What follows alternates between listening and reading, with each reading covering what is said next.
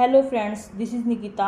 आज हम लोग इंडस्ट्री के अंदर यूज़ होने वाला बहुत ही इम्पोर्टेंट फ्रेमवर्क स्टार्ट करेंगे, that is spring boot.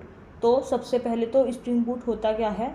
Spring boot is an open source framework built on top of the spring framework for Java developers. Spring boot एक ओपन सोर्स फ्रेमवर्क है जो स्प्रिंग फ्रेमवर्क के basis पर बना है। So we can say spring boot spring framework का ही एक मॉड्यूल है। तो हमें स्प्रिंग बूट सीखने से पहले स्प्रिंग फ्रेमवर्क के कुछ बेसिक्स आने चाहिए, जैसे फॉर एग्जांपल बीन क्या होती है, लाइफ साइकिल ऑफ बीन क्या है, इन्वर्जन ऑफ कंट्रोल क्या है, डिपेंडेंसी इंजेक्शन क्या होता है, एंड कुछ बेसिक एनोटेशन के बारे में भी पता होना चाहिए। तो एटलीस्ट आपको ये कुछ बेसिक कॉन्सेप्ट पता होने चाहिए, तभी आप स्प्रिंग बूट अच्छे से समझ पाओगे।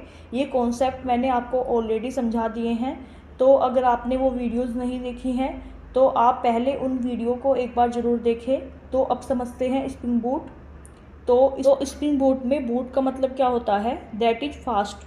मीन्स स्प्रिंग बूट स्प्रिंग की एप्लीकेशन को फास्टली डेवलप कर देता है, एंड इसी वजह से स्प्रिंग बूट की मार्केट में बहुत डिमांड है। तो स्प्रिंग बूट फास्ट क्यों है, बिकॉज तो जो हमें प्रोजेक्ट के अंदर सर्वर सेटअप या कॉन्फ़िगरेशन की नीड होती है वो स्प्रिंग बूट ऑटोमेटिकली खुद से ही प्रोवाइड कर देता है। तो नेक्स्ट क्वेश्चन है स्प्रिंग वर्सेस स्प्रिंग बूट। ये क्वेश्चन इंटरव्यू में भी काफ़ी पूछा जाता है कि स्प्रिंग एंड स्प्रिंग बूट में क्या डिफरेंस है। तो स्प्रिंग एक कोर फ्रेमवर्क है जो कुछ कॉन्सेप्ट प्रोवाइड करता है, जैसे dependency injection, IOC, inversion of control, beans. तो ये कुछ बेसिक कॉन्सेप्ट प्रोवाइड करता है जिसके थ्रू हम जावा एप्लीकेशन डेवलप कर सकते हैं, जबकि स्प्रिंग बूट स्प्रिंग फ्रेमवर्क का ही एक मॉड्यूल है जिसके थ्रू हम जावा एप्लीकेशन को फास्ट डेवलप कर सकते हैं। स्प्रिंग के अंदर हमें बहुत सारी कॉन्फ़िगरेशन मैनुअली प्रोवाइड करनी पड़ती है, जबकि स्प्रिंग बूट में बहुत सारी कॉन्फ़िगरेशन ऑटोमेटिकली हो जाती है। देन नेक्स्ट है स्प्रिंग के केस में हम एक्सएमएल और जावा फाइल के थ्रू कॉन्फ़िगरेशन कर सकते हैं, जबकि स्प्रिंग बूट में हमें एक्सएमएल की कोई नीड नहीं होती। हम जावा और प्रॉपर्टीज़ फाइल के थ्रू कॉन्फ़िगरेशन प्रोवाइड कर सकते हैं, या हम एनोटेशन के थ्रू भी कॉन्फ़िगरेशन कर सकते हैं। स्प्रिंग के केस में हमें एक्सटर्नल सर्वर खुद से कॉन्फ़िगर करना पड़ता है, जबकि स्प्रिंग बूट के केस में हमें सर्वर कॉन्फ़िगर करने की नीड नहीं होती। इसमें ऑटोमेटिकली सर्वर कॉन्फ़िगर होता है।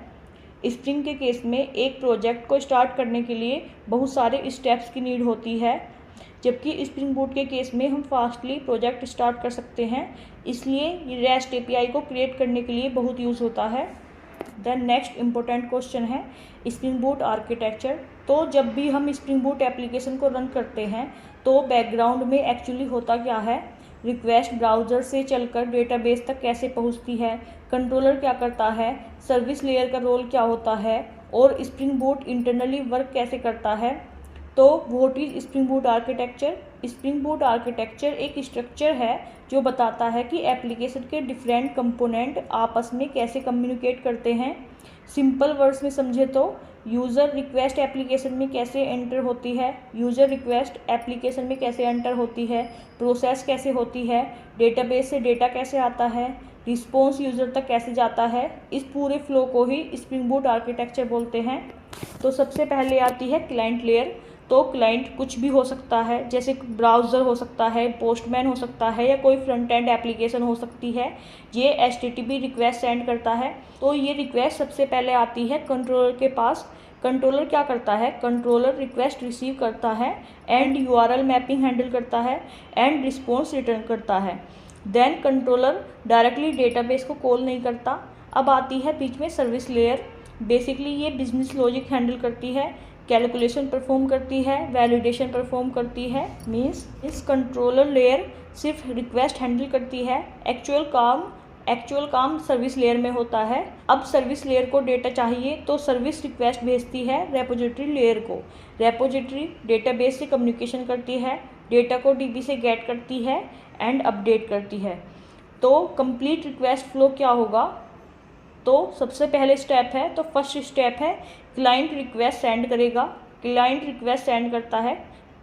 देन सेकंड स्टेप है कंट्रोलर रिक्वेस्ट रिसीव करता है। देन थर्ड स्टेप में कंट्रोलर रिक्वेस्ट सर्विस लेयर को सेंड करेगा। देन 4th स्टेप में सर्विस बिजनेस लॉजिक अप्लाई करता है।